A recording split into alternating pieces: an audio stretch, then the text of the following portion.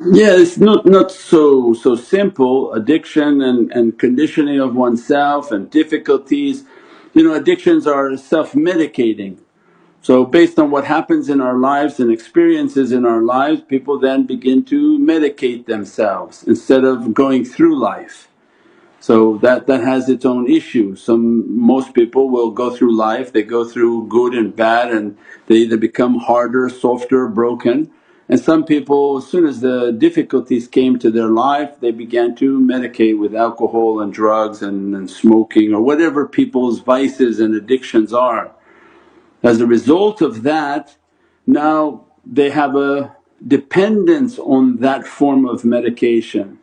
Again, the same is the tafakkur, the contemplation, all of the spiritual practices, and trying to abstain from these and fighting these desires and supplementing the negative desire with the positive energies and making dua. So most of those other than psychological can be cured because those are vices, right? Someone who's smoking, drinking, doing drugs, they can stop. They have to make an action in which to stop.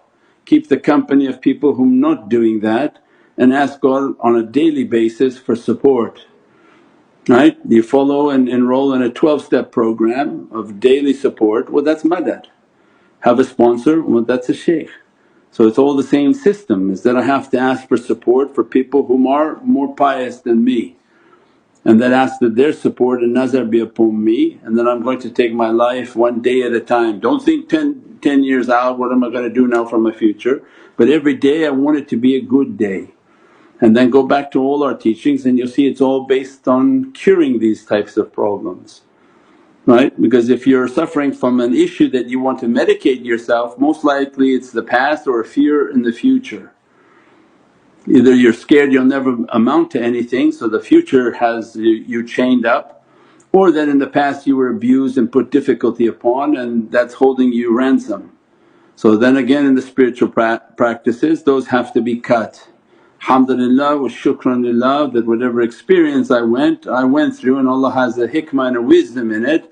And then you have to cut the chain of the past, that don't let it hold a rope around your neck, and the future is in Allah's hands.